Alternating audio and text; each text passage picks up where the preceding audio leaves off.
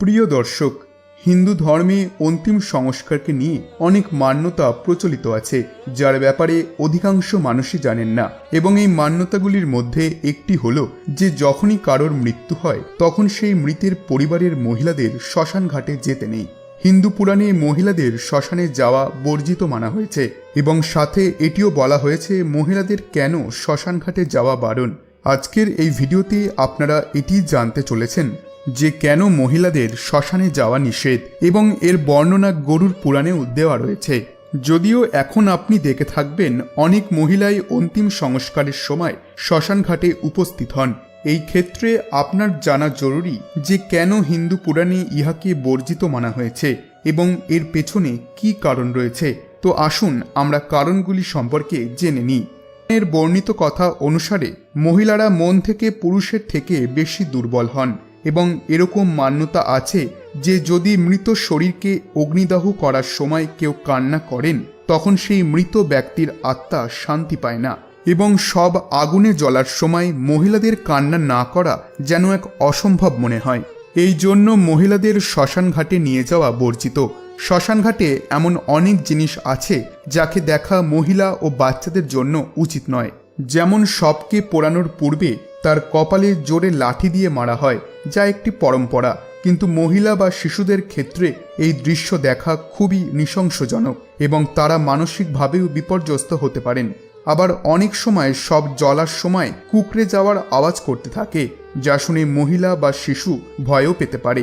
এই জন্য তাদেরকে এই প্রক্রিয়া থেকে সম্পূর্ণ দূরে রাখার সিদ্ধান্ত নেওয়া হয়। প্রত্যেক ধর্মেই আলাদা আলাদা সংস্কৃতি ও মান্যতা আছে।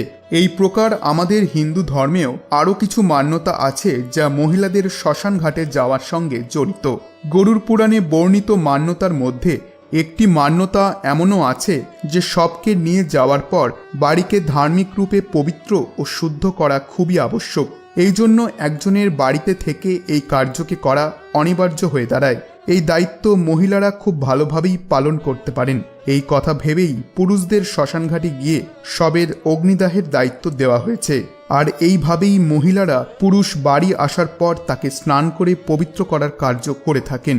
এর পেছনে দ্বিতীয় আরেকটি কারণ হলো যে যখন শবকে জ্বালানো হয় তখন বায়ুতে জীবাণু ছড়িয়ে পড়ে, যা শরীরের নরম ভাগে আটকে গিয়ে রোগব্যাধি ছড়াতে পারে। এই কারণে ঘরে প্রবেশ করার পূর্বে শরীরে লেগে থাকা জীবাণু ও কোনো প্রকার অমঙ্গল শক্তিকে বাইরে ফেলে আসার জন্যই এমন কার্য করা হয়। শুদ্ধিকরণের পরেই পুরুষ ঘরে প্রবেশ করতে পারে।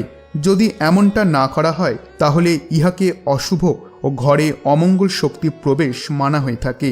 আসুন আমরা এবার জেনে নিই এমন আরও কিছু ধার্মিক ও হিন্দু ধর্মের ওপর আধারিত কারণগুলি সম্পর্কে, যেগুলি জানা আপনার পক্ষে আবশ্যক। যদি আপনি ভূত প্রেতে বিশ্বাস করেন তাহলে আপনি এই ঘটনাকে ভালোভাবে বুঝতে পারবেন। এরকম মনে করা হয় যে শ্মশান ঘাটে দুষ্ট আত্মার বাস হয়, যারা পুরুষের চেয়ে মহিলাদের ওপর বেশি আকৃষ্ট হয়, এবং বিশেষ করে অবিবাহিত নারীর ওপর। মনে করা হয় ভূতপ্রেত তার প্রভাব অবিবাহিত নারীদের ওপর বেশি ফেলে এবং তাদেরকে নিজের বশে করেই তাদের শরীরে প্রবেশ করতে চায়। ভূত প্রেতের এই ভয়াবহ প্রভাব থেকে বাঁচানোর জন্য মহিলাদেরকে শ্মশানঘাটে যেতে বারণ করা হয়। হিন্দু ধর্মের সংস্কৃতি অনুসারে এরকমও মানা হয়ে থাকে যে পরিবারের সদস্য শ্মশানঘাটে অন্তিম সংস্কারের সময় উপস্থিত থাকে তার মাথা মুন্ডন করা আবশ্যক। সে পুরুষই হোক বা স্ত্রী, তাকে এই পরম্পরা পালন করতেই হবে।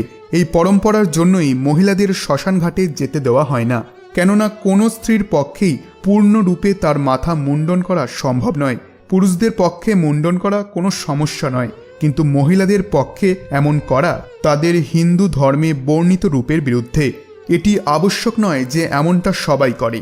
এটি সমাজের মনোবৃত্তির ওপরও নির্ভর করে যে তারা কোন পরম্পরাকে মানতে চান।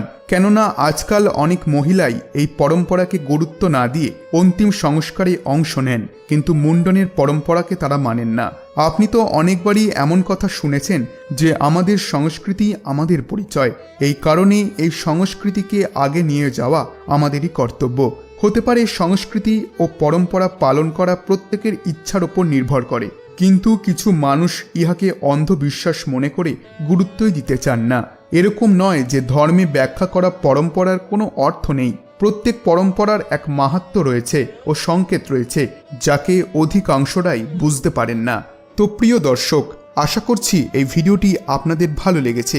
ভিডিওটি ভালো লেগে থাকলে ভিডিওটিতে একটি লাইক ও শেয়ার করতে ভুলবেন না, এবং আমাদের হিন্দু ধর্ম সংক্রান্ত এরকম আরও তথ্য পেতে ভুলবেন না। ধন্যবাদ।